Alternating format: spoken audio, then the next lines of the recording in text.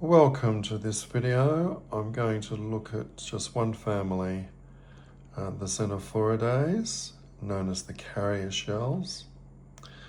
And there are at least 22 to 25 species in this family, and some literature suggests there's as many as 30. So in this selection today, we've got over 20 species, but certainly not hitting the 30 mark, if indeed there are that many species. All right, in this draw, we're going to look at mainly Australian. To my knowledge, I've got all the Australian species. We're looking at New Zealand as well, of which there's only one species, and that's it there, Neozelandicus. That particular shell there. And then Australian species, one endemic shell is Flinders from South Australia. It looks just a stack of rubble, but there's the shell underneath. So certainly a difficult shell to find, as you can appreciate. Finding that on a beach, you're likely to walk straight past it. However, if it happened to be upside down, you're much more likely to find it. So these shells aren't easy to find at times, particularly those that are well camouflaged with lots of attachments. Giganteum, lovely shell, and it's got a very high spire, so worth having a look at there. Quite high compared to other species. And you occasionally find those in Queensland.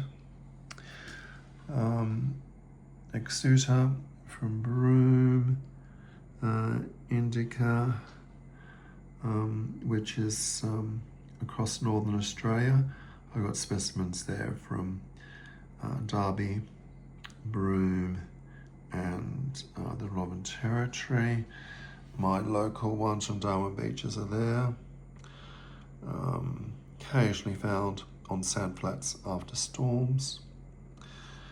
Chinensis, another well-known one. They're all from Northwest Shelf or Port Hedland. We've got their Pellicula and Peroniana, which I believe is the other endemic species to Australian waters, whereas all the others occur else in other countries. Sauroides, that's one from the very small one, and I only collected that because it was sitting on the sand upside down. If it had been sitting the way I've got it displayed there, I would have walked straight past it. Syria, particularly beautiful shell. Another one there, Macronensis from northern Queensland. And there's a couple here from Indonesia. So a very famous shell. This one's known as Solaris, for fairly obvious reasons, looking at its shape.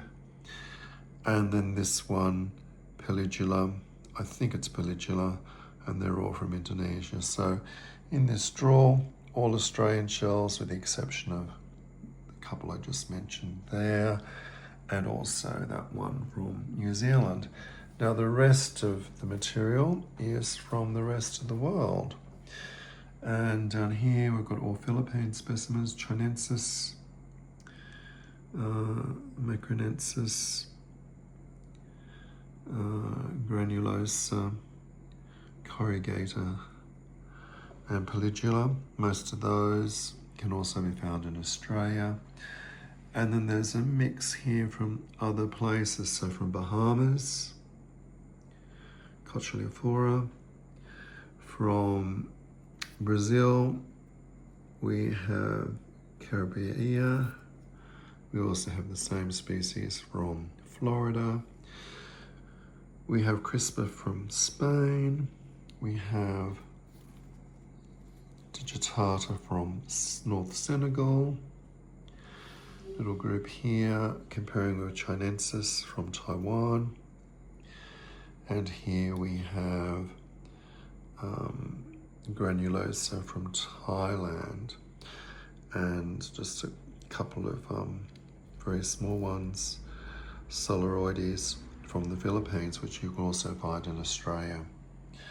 So I hope you found that family a very interesting family with their attachments.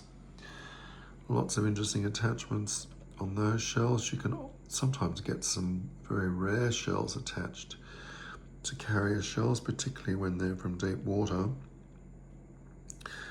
And in fact, I've heard of cases where sometimes some firsts have been found in terms of a new species as an attachment on a carrier shell. And then some of them have very few attachments. This one here, there's possibly only a few grains of sand that have been attached to that species. And interestingly, to this Chinensis, notice there, its attachment is another Xenophoridae shell. I think it's solenoids, which is attached to that shell. But a very interesting group. And as you can appreciate, at times with all of those attachments, very difficult to find. So I've seen a number of collections where this family is not well represented at all. All right, thank you.